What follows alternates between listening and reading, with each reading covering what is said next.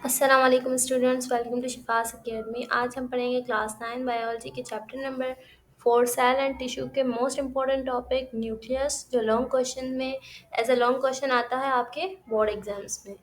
ठीक है, तो न्यूक्लियस का आप सवाल देखते हैं। तो describe structure and function of nucleus with the help of diagram. हमें क्या करना है, हमें स्ट्रक्चर और फंक्शन बताने हैं न्यूक्लियस के हेल्प, उसके साथ साथ हमें ड्रॉ डायग्राम भी ड्रॉ करनी है। ठीक है, तो सबसे पहले है न्यूक्लियस की हेडिंग, सेंटर हेडिंग लगाएंगे। उसके बाद हम लिखेंगे the nucleus is the largest organelle in the cell. तो न्यूक्लियस होता क्या है, न्यूक्लियस जो है सबसे लार्जेस्ट, सबसे बड़ा ऑर्गेनली है सेल के अंदर। ठीक है, अब इसकी स्ट्रक्चर के बारे में बात करते हैं। तो स्ट्रक्चर है, nucleus is covered by two phospholipid membrane known as nuclear envelope. Nucleus जो है उसका स्ट्रक्चर इस तरह से है कि उसके ऊपर एक न्यूक्लियर एनवलप लगी हुई है, एक मेम्ब्रेन लगी हुई है जो डबल मेम्ब्रेन है और वो बनी हुई है फॉस्फोलिपिड की। जिस तरह से ये है न्यूक्लियर मेम्ब्रेन। ठीक है, ये न्यूक्लियर मेम्ब्रेन है। ये डबल मेम्ब्रेन होती है और ये फॉस्फोलिपिड से बनी हुई होती है, जो डायग्राम में न्यूक्लियर मेम्ब्रेन लिखा हुआ है। सेकेंड है, nuclear pores are found in the nuclear envelope and help to regulate the exchange of material. Nucleus के ऊपर जो एनवेलप है, न्यूक्लियर एनवेलप है, उसके पास क्या है, उसके पास पोर्स होते हैं, सुराख होते हैं, जिसके ज़रिए से आरएनए वगैरह अंदर और बाहर आ जा सकते हैं। जिस तरह से ये रहा। ठीक है, ये देखिए न्यूक्लियर मेम्ब्रेन जो है पूरी कंप्लीट नहीं है, इसमें क्या है, सुराख मौजूद है। ठीक है, जहाँ से आरएनए वगैरह अंदर, न्यूक्लियर पोर्स लिखा हुआ है, यहाँ से आरएनए अंदर और बाहर जा सकते हैं। ठीक है, नेक्स्ट है, in non dividing cell the genetic material found in the form of network. In non-dividing cell, the genetic material is found in the form of network in the nucleus called chromatin network। तो जब जो non dividing cell क्या होते हैं, जब cell जो है divide नहीं हुआ होता, ठीक है, तो उसके अंदर जो है जेनेटिक मटेरियल होता है। ठीक है, इन द फॉर्म ऑफ, किसकी फॉर्म में, नेटवर्क की फॉर्म में। नेटवर्क मतलब जाल की शक्ल में। हाँ, उसके पास क्या होता है, जेनेटिक मटेरियल होता है, जिसको हम क्रोमेटिन नेटवर्क कहते हैं, जो इस डायग्राम में दिखाया हुआ है। ये देखें, ये जो है ना क्रोमेटिन, इसमें शो नहीं है, लेकिन ये जो धागे दिख रहे हैं जो पूरे न्यूक्लियस के अंदर मौजूद हैं, ठीक है, ये जो है ना, इसी को हम क्रोमेटिन नेटवर्क कहते हैं। इस डायग्राम में भी नहीं है, इसमें है क्रोमेटिन मटेरियल। देखिए ये क्रोमेटिन मटेरियल लिखा हुआ है, ये क्या होता है, इसमें सबसे ज़्यादा इजी बना हुआ है। ये जो पूरे में जो गुच्छा मौजूद है ना, इसको हम क्या कहते हैं, ये जो फैला हुआ गुच्छा, इसको हम कहते हैं chromatin material.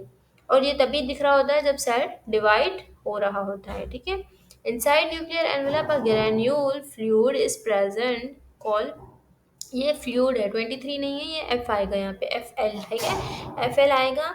Inside nuclear envelope के क्या है, एक फ्लूइड मौजूद है, जिसको हम कहते हैं न्यूक्लियोप्लाज्म।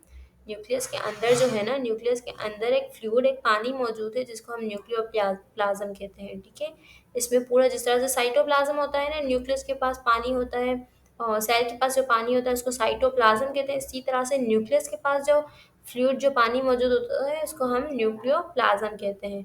ये रहा इस डायग्राम में, ये पूरा जो इसके पास पानी मौजूद होगा उसको हम न्यूक्लियोप्लाज्म कहते हैं। ये इसकी न्यूक्लियर मेम्ब्रेन है पर्पल कलर की, पिंक कलर में क्रोमेटिन मटेरियल और न्यूक्लियोप्लाज्म है, और ये पोर्स मौजूद है, सुराख है, और न्यूक्लियोलस, ये येलो कलर का न्यूक्लियोलस होता है। अब आगे आएगा, in nucleus and aggregation of RNA is also present called nucleolus. जहाँ पर ये येलो जो दिख रहा है ना आपको, ये जो येलो दिख रहा है ये न्यूक्लियोलस है। इसमें क्या होता है, एग्रीगेशन ऑफ आरएनए, मतलब बहुत सारा, बहुत ज़्यादा जो आरएनए गुच्छे की शक्ल में होता है, उसको हम न्यूक्लियोप्लाज्म कहते हैं और न्यूक्लियोलस कहते हैं। ठीक है, इस डायग्राम में ये डार्क ब्लैक कलर का दिख रहा है, ये न्यूक्लियोलस है। ठीक है, ये क्या होता है, आरएनए का पूरा गुच्छा होता है। स्ट्रक्चर कंप्लीट हो गया। अब फंक्शंस देखते हैं। फंक्शन क्या है, nucleus contain the entire cell genetic information in the form of DNA. Nucleus जो है इसके पास पूरी जो है जेनेटिक मटेरियल, मतलब विरासती मादा होता है, जो एक जनरेशन से दूसरी जनरेशन में ट्रांसफ़र होना होता है, किस शक्ल में, डीएनए की शक्ल में। जिस तरह से हम अपने पेरेंट्स से क्या करते हैं, पेरेंट्स से हम जो है अपने पेरेंट्स से रिजेंबल करते हैं, मतलब उनकी तरह दिखते हैं। ठीक है, या जिस तरह से हमारी आंखें होती हैं, या फिर हमारी शक्ल में जो इस तरह से हमारा नाक जो है हमारे पेरेंट्स की तरह होता है, तो ये किसकी वजह से होता है? डीएनए की वजह से होता है, और वो डीएनए कहाँ होता है? न्यूक्लियस के अंदर होता है। ठीक है, ये इसका एक फंक्शन है। और दूसरा क्या है? The presence of nucleus is the primary factor that distinguish eukaryote from prokaryote. Nucleus जो है ना, न्यूक्लियस ये एक वाहिद जो चीज़ है, प्राइमरी फैक्टर है, जिससे हमें पता चलता है कि ये सेल जो है यूकेरियोट है या फिर प्रोकैरियोट है। यूकेरियोट में क्या होता है? न्यूक्लियस जो है उसके ऊपर न्यूक्लियर मेम्ब्रेन होती है, जबकि प्रोकैरियोट में न्यूक्लियस क्या होता है? बिल्कुल साइटोप्लाज्म में ही मौजूद होता है, उसके पास कोई मेम्ब्रेन नहीं, कोई अलग से डिफरेंशिएट नहीं होता। ठीक है, तो न्यूक्लियस की वजह से हम डिफरेंशिएट कर पाते हैं कि ये यूकेरियोटिक सेल है या प्रोकैरियोटिक। ठीक है, ये इसका एक फंक्शन है। ये डायग्राम आप लोगों को बनानी है, मुझे ये सबसे सिंपल यही डायग्राम मिली, और इसमें लेबलिंग भी बहुत ही कम है। ठीक है, ये डीएनए भी, ये आरटी के डीएनए भी है। ये बहुत ही इजी डायग्राम है, आप लोग इसको अपने बोर्ड एग्जाम्स में बना दीजिएगा तो बहुत अच्छे नंबर आएंगे। सबसे पहले न्यूक्लियस की सेंटर हेडिंग, उसकी डेफिनेशन, फिर स्ट्रक्चर के पॉइंट्स 5 पॉइंट्स, उसके बाद फंक्शंस के 2 पॉइंट्स, और उसके बाद देन डायग्राम बनानी है आपको।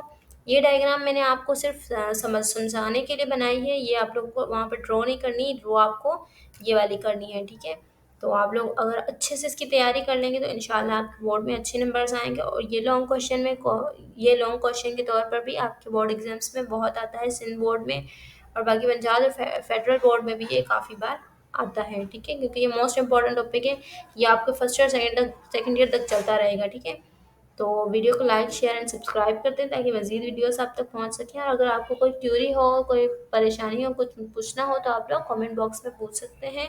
ठीक है, और अगर आप लोग अपनी दूसरी फ्रेंड्स तक अगर आप लोग शेयर करेंगे तो आप लोगों को सवाब मिलेगा। ठीक है, थैंक्स फॉर वॉचिंग।